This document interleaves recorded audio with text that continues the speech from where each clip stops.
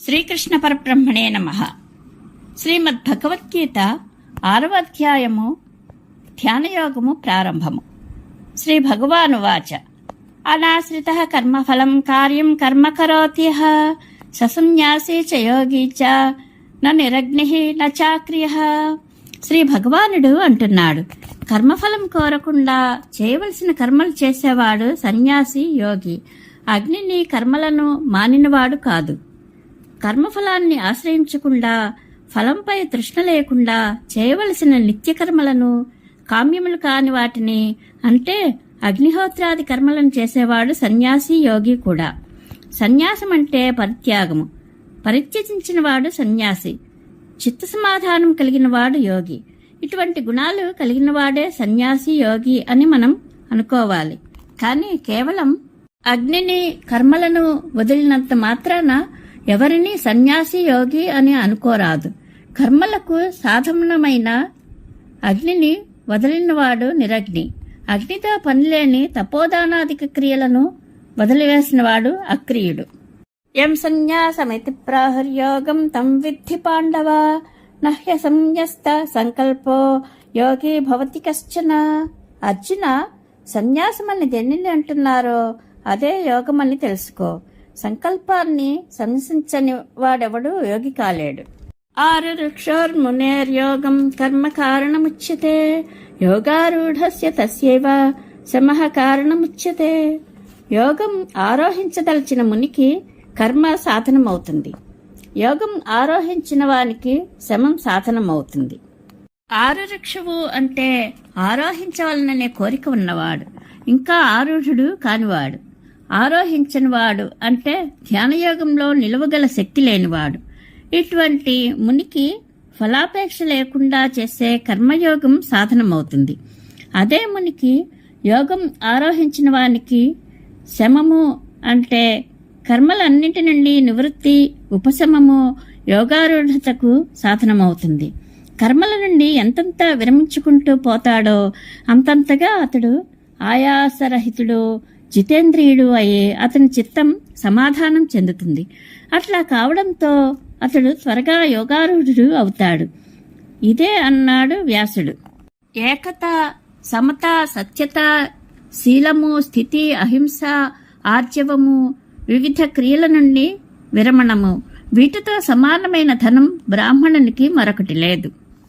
యదా హినేంద్రియార్థేషు న కర్మస్వనుషజ్యతే సర్వసంకల్ప సన్యాసి యోగారూఢస్తదోచ్యతే. ఇంద్రియ విషయాలయందు కర్మలయందు కర్తవ్య బుద్ధిని విడిచి సర్వసంకల్పాలను సన్యసించినప్పుడు అతడు యోగారూఢుడు అవుతాడు. ఎప్పుడు యోగారూఢుడు అవుతాడో అప్పుడు అతడు అనర్థ సమూహమైన సంసారం నుండి తనను తాను ఉద్ధరించుకుంటాడు. కనుక ఉద్ధరేదాత్మనాత్మానం ఆత్మానమవసాదయేత్ ఆత్మైవ హ్యాత్మనో బంధురాత్మైవ రిపురాత్మనః. మనిషి తనను తాను ఉద్ధరించుకోవాలి. తనను తాను క్రిందికి తోసుకోరాదు. తనకు తానే బంధువు, తనకు తానే శత్రువు. సంసార సాగరంలో మునిగినవాడు తనకు తానే పైకి రావాలి. యోగారూఢతను పొందాలి. తనను తాను క్రిందికి తోయరాదు. ఎందుకంటే తనకు తానే బంధువు. సంసారం నుండి విడిపించగల బంధువు వేరొకడు లేడు. ప్రేమాది బంధాలకు ఆశ్రయులైన బంధువులు కూడా మోక్ష విషయంలో ప్రతికూలురు.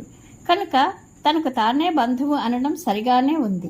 అట్లాగే తనకు తానే శత్రువు అనడం కూడా సరియైందే.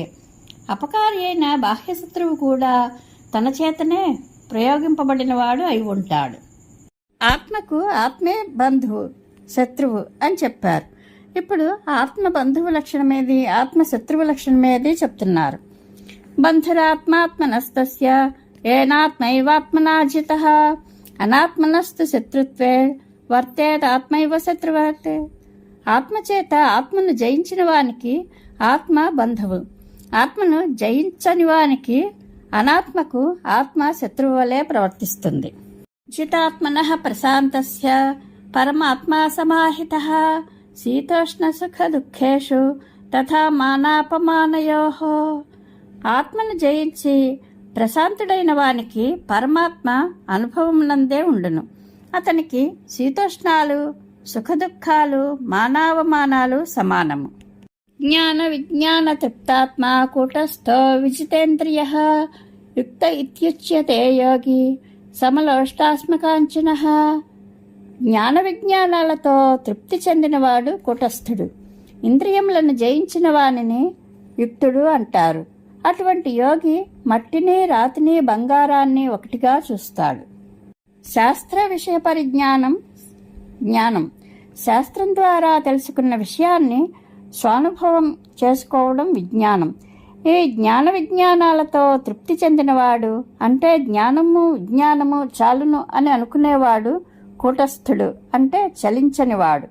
ఇంద్రియాలను జయించినవాడు విజితేంద్రియుడు. ఇటువంటి వానిని యుక్తుడు అంటారు. ఆ యోగి మట్టిని రాతిని బంగారాన్ని సమానంగా చూస్తాడు. ఇంకా సుహృన్మిత్యార్యుదాసీన మధ్యస్తద్వేష్య బంధుషు సాధుష్వపి చ పాపేషు సమబుద్ధిర్విశిష్యతే.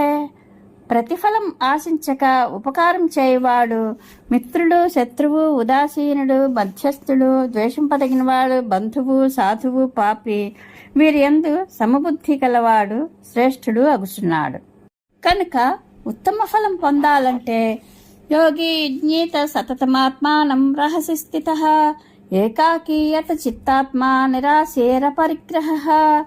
ఏకాకి అయి రహస్య స్థలంలో ఉంటూ దేహాన్ని మనసును వశం చేసుకుని దేని మీద ఆశ లేకుండా దేనిని పరిగ్రహించకుండా మనసును ఏకాగ్రం చేసుకుని యోగి ఎప్పుడూ ధ్యానం చేసుకుంటూ ఉండాలి.